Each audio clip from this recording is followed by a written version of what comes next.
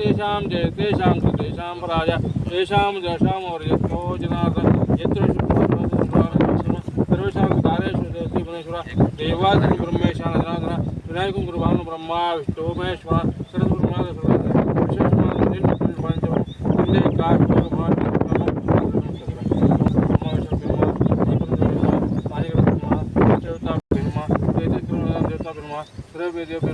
सर्वे ब्राह्म्यो नमो नमः साक्षात्जलमादाय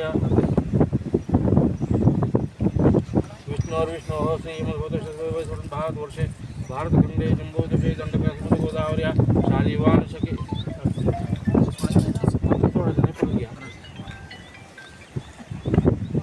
विष्णु श्रीमद्भूतेश्वर वैवस्वते भारतवर्षे भारतखंडे जम्बूद्वीपे दंडकासुर गोदावर्या शालिवान शके महामंगले मासे श्रावण मासे कृष्णपक्षे अष्टमी एवं गुरुविष्णु पुण्यदो मम आत्मना श्रुति ब्रह्म शास्त्रोक्त तंत्रोक्त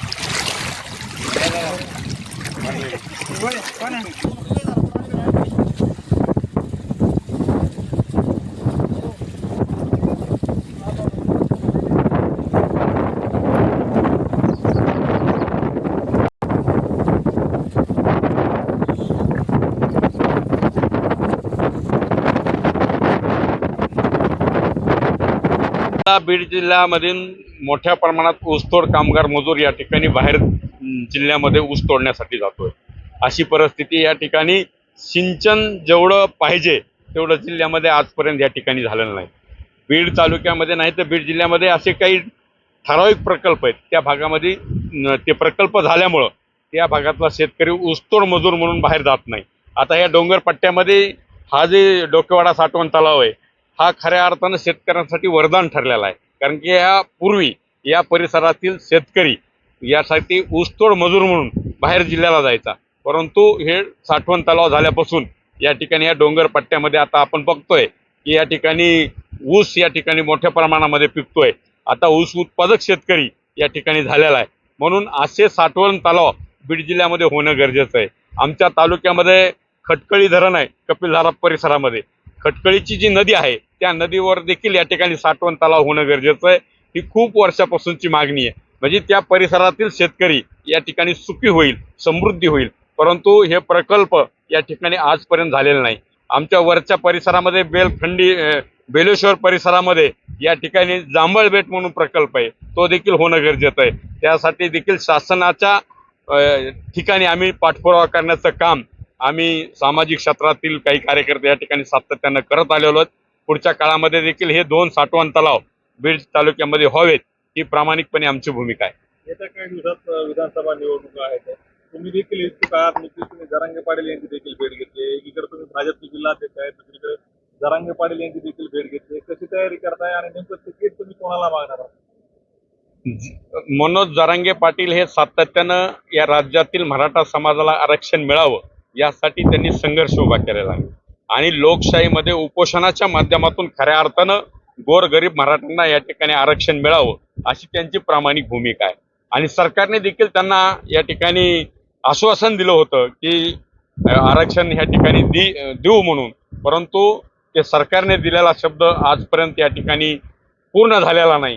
म्हणून या ठिकाणी सकळ मराठा समाज त्यांच्या पाठीशी या आंदोलनाला पाठिंबा देतोय. माझी देखील तीच भूमिका आहे. मी देखील एक सामाजिक कार्यकर्ता आहे. खूप वर्षापासूनची जी मागणी आहे मराठा समाजाला आरक्षण मिळालं पाहिजे, ही अत्यंत रास्त मागणी आहे आणि त्या मागणीला देखील माझा या ठिकाणी पाठिंबा आहे. विधानसभेची निवडणूक आहे. तुम्ही नेमकं कोणाच्याकडे तिकिटाची मागणी केली आणि कोणाच्या तिकिटावर तुम्ही बीड विधानसभा? विधानसभेची निवडणूक आहे. राज्यामध्ये 3 पक्षाचं सरकार आहे. भारतीय जनता पार्टी आहे, शिवसेना आहे, राष्ट्रवादी अजितदादाच्या गटाचं देखील या ठिकाणी आता सपोर्ट सरकारला भेटलेला आहे. हे तिन्ही पक्ष मिळून राज्यामध्ये निवडणुका लढवणार आहेत आणि मी भारतीय जनता पार्टीचा जिल्हाध्यक्ष आहे. मी देखील या ठिकाणी माझ्या नेत्याकडे ती मागणी केलेली आहे आणि आमच्या नेत्या पंकजाताई मुंडे हे या ठिकाणी ही मागणी लावून या ठिकाणी धरतील आणि बीड विधानसभा मतदारसंघ हा भारतीय जनता पार्टीसाठी सोडून घेतील. एवढीच या ठिकाणी आमची सगळ्यांची मागणी आहे आणि खूप वर्षापासूनची इच्छा आहे की परत एकदा या ठिकाणी बीड विधानसभा मतदारसंघावर भारतीय जनता पार्टीचा झेंडा फडकला पाहिजे. काय सांगाल? आज डोकेवाडा येथील तलाव पूर्णशंकरी भरल्यानंतर तुम्ही जलपूजन केलंय. या परिसरातील शेतकऱ्यांच्या सिंचनासाठी या तलावाचा काय सांगाल? काही दिवसापासून या ठिकाणी बीड जिल्ह्यामध्ये दुष्काळासारखी परिस्थिती होती, परंतु त्या 2-4 दिवसामध्ये अतिशय चांगला पाऊस बीड तालुक्यामध्ये काही भागामध्ये झालेला आहे. आमच्या बीड तालुक्यातला हे डोकेवाडा साठवण जे प्रकल्प आहे तो या ठिकाणी तुडुंब भरलेला आहे. आता तो वाहतोय आणि खऱ्या अर्थानं या भागातील शेतकऱ्याला आता दिलासा मिळालेला आहे. कारण की या ठिकाणी दुष्काळासारखी परिस्थिती झाल्यामुळं शेतकरी चिंताग्रस्त होता, परंतु वरुणराजाने या ठिकाणी अतिशय चांगली हजेरी लावलेली आहे. काही ठिकाणी इतका पाऊस पडलेला आहे, अतिवृष्टीसारखी परिस्थिती या ठिकाणी झालेली आहे आणि म्हणून आज या बीड तालुक्यातील डोकेवाडा साठवण तलाव या ठिकाणी भरलेला आहे. म्हणून या परिसरातील सर्व नागरिक या ठिकाणी जलपूजन करून या ठिकाणी आम्ही या तलावाचं जलपूजन या ठिकाणी केलेलं आहे. असंच पाणी दरवर्षी या तलावामध्ये साठवावं अशीच सगळ्यांची या ठिकाणी भावना आहे आणि हे सगळं वातावरण पाहून या भागातील परिसरातील शेतकरी या ठिकाणी आनंदी झालेला आहे. म्हणून या ठिकाणी हे जलपूजन करण्यात आलेलं आहे.